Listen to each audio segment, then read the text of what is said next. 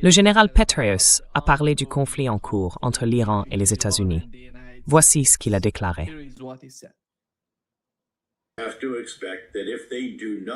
Je dois m'attendre à ce que, s'ils ne viennent pas vraiment à la table des négociations et ne font pas de concessions sérieuses, ils se rendent compte à quel point ils sont sans défense face à une attaque aérienne.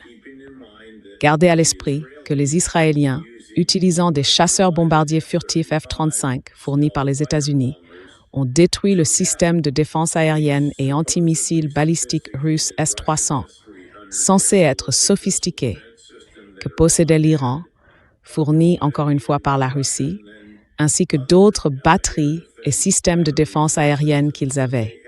Donc, encore une fois, si vous volez au-dessus, disons, certainement de 12 000 pieds, peut-être un peu plus haut, l'Iran ne peut vraiment rien faire contre eux.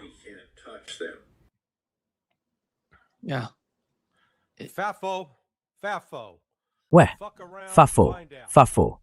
Fous-toi dedans, tu verras bien. La seule chose que je regrette, c'est que Petraeus n'ait pas eu son derrière assis dans un des cockpits de ses avions quand il, soi-disant, volait vers l'Iran. Parce qu'un des grands mensonges à propos de l'attaque du 13 juin et de la neutralisation de certains systèmes de défense aérienne iraniens en juin dernier, c'est qu'ils n'ont pas été réalisés par des avions ayant pénétré en Iran. Cela a été fait par des groupes de sabotage au sol. Donc, en réalité, nous n'avons vu aucune preuve crédible que des avions israéliens aient effectivement pénétré, volé à l'intérieur et obtenu la suprématie aérienne en Iran. C'est donc, tu vois, un autre mythe qu'il continue de perpétuer. Mais c'est instructif. Faites attention à Petraeus, car il ne fait pas que donner son opinion.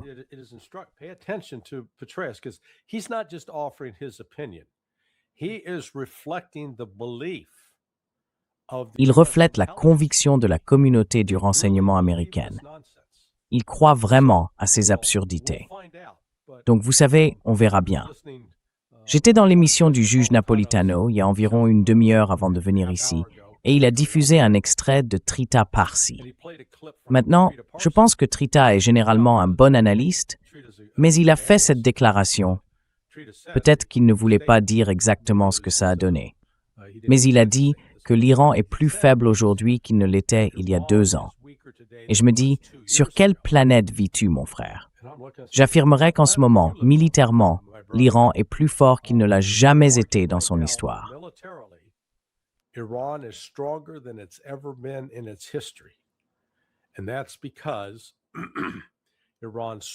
Et c'est parce que l'Iran a ravalé sa fierté et a cherché de l'aide auprès de la Russie et de la Chine, qui étaient plus qu'heureuses de fournir leur assistance à moitié prix. Qu'il s'agisse de fournir des radars ou des systèmes de défense aérienne renforcés au sol.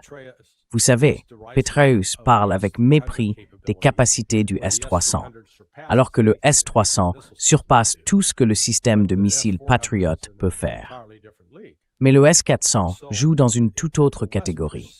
Donc, si l'Occident persiste à présumer que l'Iran est faible, qu'il ne peut pas nous arrêter et que les F-35 sont les meilleurs du monde, eh bien, vous savez quoi? Ces reines de hangar à 100 millions de dollars ne sont tout simplement pas aussi bonnes ni aussi performantes qu'on aime le croire.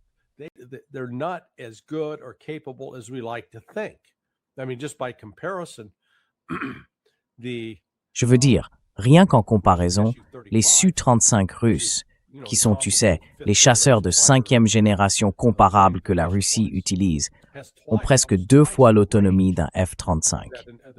C'est pareil pour le J-20 chinois. Mais, tu sais, les États-Unis se pavanent en mode « Oh là là, on est tellement fiers, on est tellement bons », alors qu'ils n'ont jamais vraiment été mis à l'épreuve au combat contre un adversaire capable de riposter. Et même si j'espère vraiment qu'on ne testera pas cette capacité et qu'on n'ira pas en guerre contre l'Iran, si cela arrive, je pense que les États-Unis vont avoir un réveil très brutal. Ce sera choquant. Les gens seront stupéfaits de voir à quel point nous nous en sortons mal.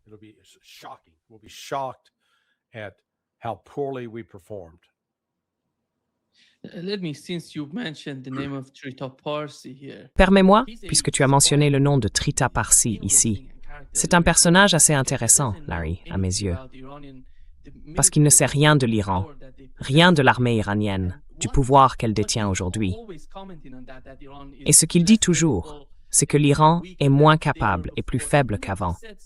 Il m'a même dit quelque chose d'incroyable, que l'Iran d'aujourd'hui, tu sais, la société, est bien plus sous pression qu'il y a 20 ans, quand il parle de liberté et de la façon dont les jeunes veulent vivre. Il ne fait que mentir, Larry. Mensonge après mensonge. Je ne sais pas pourquoi il fait ça. Quel est son but en tenant ce genre de propos? Il ne connaît pas un seul, eh bien, même pas un angstrom, une iota, de ce qui se passe en Iran. Et moi, j'ai été hors d'Iran pendant 12 ans. Larry, I was out of Iran for 12 years. And when I got there, I couldn't believe. Et quand je suis arrivé là-bas, je n'en revenais pas du changement que j'étais en train de constater dans la société. Si vous allez en Iran, vous voyez le niveau des discussions politiques là-bas, et vous vous demandez, mais de quoi parle-t-on vraiment à l'extérieur? Vous voyez les critiques les plus virulentes du gouvernement iranien venir de l'intérieur du pays. On ne trouve pas cela à l'extérieur. Et Trita, d'une certaine manière, est resté bloqué 20 ans en arrière par rapport à aujourd'hui. Je ne sais pas ce qu'il cherche, ni quel est son objectif. Mais après tout, je dirais que ces choses sont liées aux néolibéraux aux États-Unis. C'est pourquoi il essaye de rester dans ce contexte, dans ce même milieu, pour faire partie de ce groupe. C'est pour cela qu'il tient ce genre de propos scandaleux concernant l'armée, le renseignement et la société iranienne.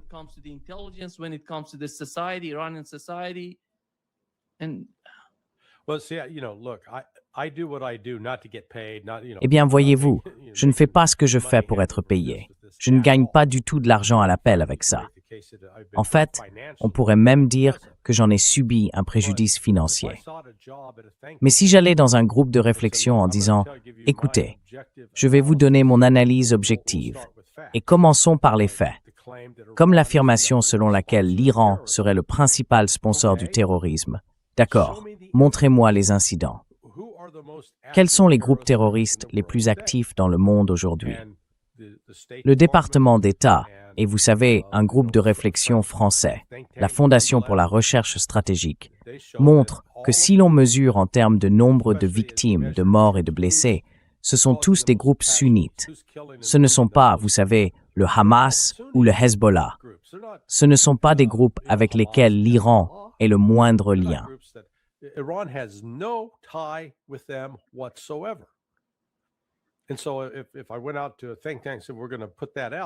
Et donc, si j'allais dans un groupe de réflexion en disant « nous allons publier ça », ils répondraient « oh non, non, non », parce que cela contrarierait leurs donateurs.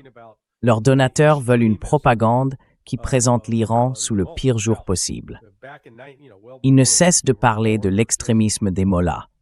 Eh bien, dans les années 19, tu sais, bien avant ta naissance, ou juste avant que tu viennes au monde, en 1980, 1981, 1982, oui, il y a eu des actes extrêmes. La police religieuse réprimait sévèrement et les femmes devaient porter le hijab. L'Iran s'est en quelque sorte forgé une image de pays intolérant. Mais ce n'est plus le cas aujourd'hui. L'une des critiques reflétées dans certains sondages légitimes est que les gens voulaient un assouplissement de toutes ces restrictions islamiques sur l'habillement, etc. Et c'est ce qu'ils ont fait.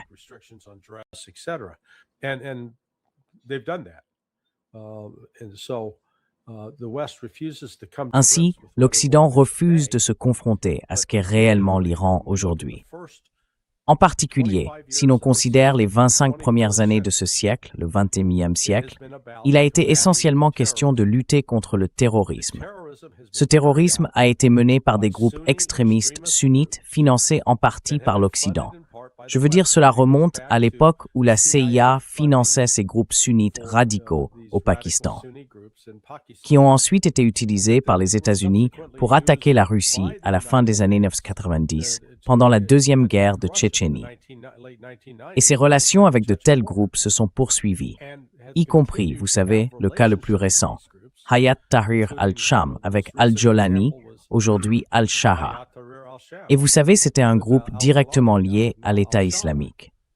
Il a connu certaines évolutions, mais il reste néanmoins un groupe de la même nature qu'un groupe de l'État islamique. It's gone through some evolutions, but nonetheless, it's still an ISIS quality group. And here's the United States funding it, aiding it, while Et voici les États-Unis qui le financent, qui l'aident, tandis que l'Iran, à travers le corps des gardiens de la révolution islamique, le CGRI, combat ces islamistes radicaux en Syrie. Je veux dire, dans le monde réel, les États-Unis auraient dû être alliés avec l'Iran, car nous partageons un objectif commun, éliminer ces sunnites radicaux qui sont intolérants envers les autres.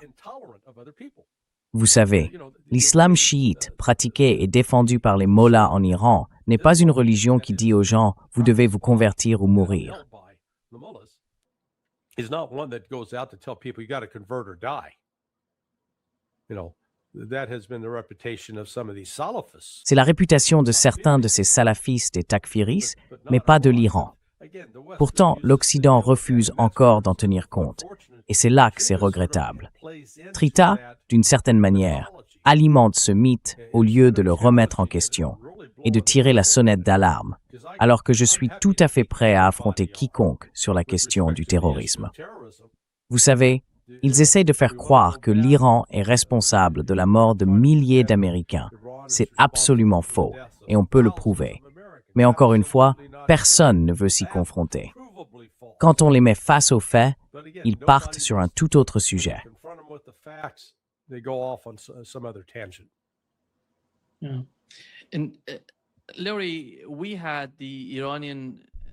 Oui. Et Larry, nous avons eu le vice-ministre iranien des Affaires étrangères, Araghchi, lors d'une interview. On lui a demandé de parler de la phase actuelle des négociations, la situation actuelle du point de vue iranien et ce qu'ils en pensent. Et voici ce qu'Araghchi a dit à propos de la préparation des conditions auxquelles l'Iran accepterait de souscrire dans les négociations avec les États-Unis.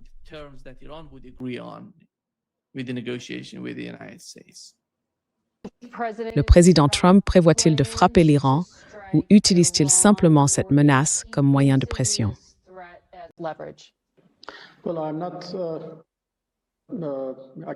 Eh bien, je ne peux pas juger, mais un fait est clair. S'ils veulent trouver une solution au programme nucléaire pacifique de l'Iran, la seule voie possible est la diplomatie.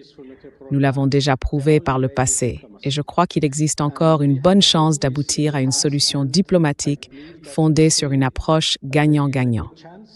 Une solution est à portée de main. Il n'y a donc aucun besoin d'un renforcement militaire.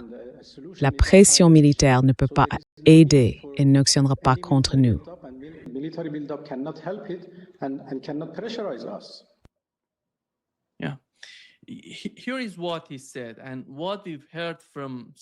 Oui.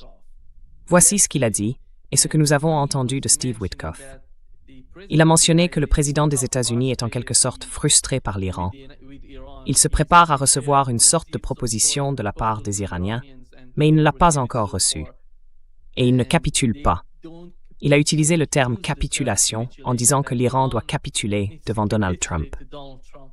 En réunissant ces deux idées, Larry, allons-nous vers une guerre? Quelle est ton évaluation? Parce que je ne vois pas l'Iran capituler devant qui que ce soit. Personne.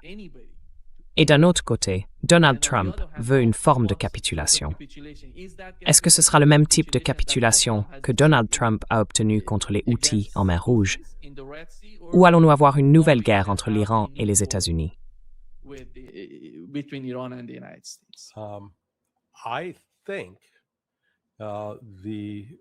Je pense que la guerre est inévitable en raison de l'ampleur de la force aérienne déployée dans la région.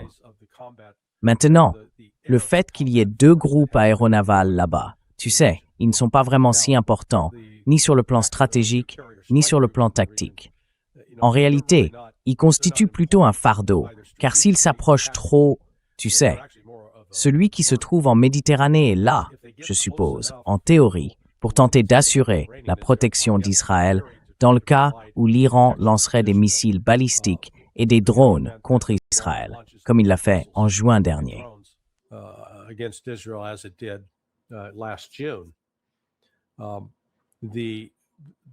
L'autre navire, l'Abraham Lincoln, qui se trouve au large des côtes iraniennes, assez loin des côtes, transporte des armes à bord, à la fois sur ses avions, environ 10 F-35, et sur les destroyers, capables de lancer des missiles de croisière Tomahawk. Pour avoir un quelconque effet à l'intérieur de l'Iran, ces navires devraient s'approcher, disons, à environ 200 000 des côtes. Mais une fois qu'ils font cela, ils deviennent extrêmement vulnérables aux attaques de missiles iraniennes, car les missiles anti-navires de l'Iran sont désormais, d'après ce que je comprends, intégrés aux satellites chinois. Il est donc en réalité assez facile de localiser ces navires et de les neutraliser.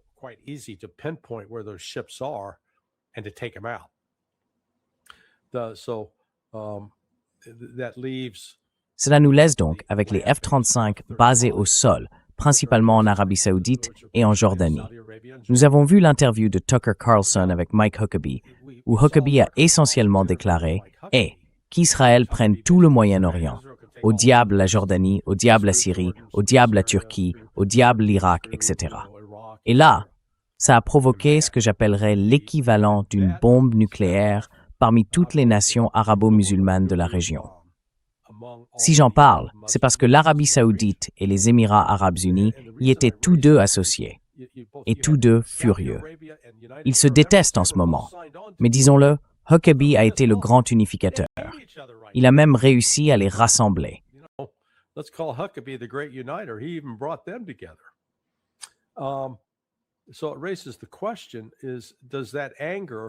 Cela soulève donc la question, cette colère se traduira-t-elle par la Jordanie et l'Arabie Saoudite disant aux États-Unis « Non, retirez vos fichus avions d'ici, vous ne volerez pas depuis notre territoire ». C'est une possibilité. Du moins, je n'ai vu aucun signe allant dans ce sens, mais on ne peut pas l'exclure.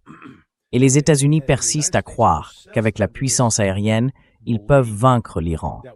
Remarque qu'ils peuvent infliger des dégâts tels que l'Iran ne pourra plus fonctionner. Très bien, je demande à tout le monde de prendre un peu de recul. Mettons de côté les États-Unis et l'Iran. Imaginons plutôt la Russie et l'Ukraine. Regardez tous les missiles que la Russie a tirés sur l'Ukraine au cours des 4 dernières années.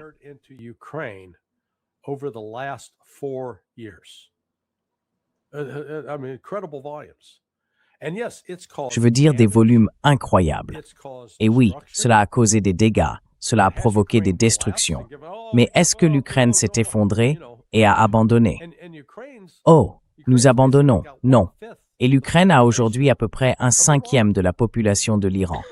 La superficie de l'Iran, je crois, est environ 3 fois celle de l'Ukraine. Donc tout le monde, réveillez-vous et arrêtez de vous bercer d'illusions en pensant que les États-Unis peuvent lancer ne serait-ce qu'1 millier de sorties et d'une manière ou d'une autre, forcer les Iraniens à s'effondrer. Cela n'arrivera pas. Et ensuite, il faut aborder la question de la maintenance de ces F-35 et de leur capacité à mener et à soutenir des opérations de combat.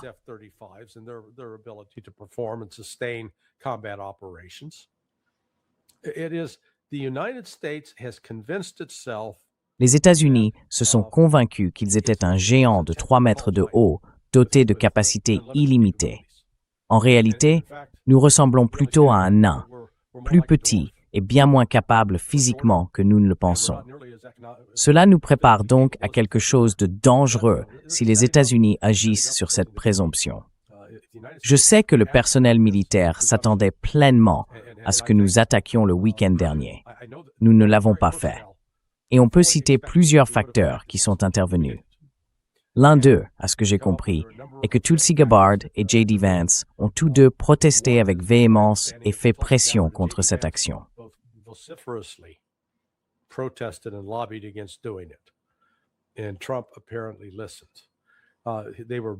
Et apparemment, Trump a écouté. Ils étaient soutenus par un sondage.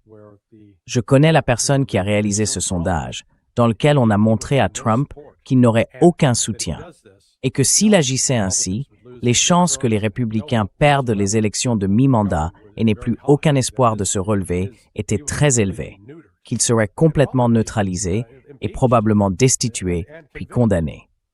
En plus de cela, le fait est qu'à l'heure actuelle, même parmi sa soi-disant base, seulement environ 25% des Américains soutiendraient une attaque contre l'Iran. Cela signifie que 75% ne le feraient pas. Cela montre donc simplement que Trump et son équipe ont fabriqué un récit qui n'est pas étayé par les faits. They've manufactured a narrative that is not supported by the facts.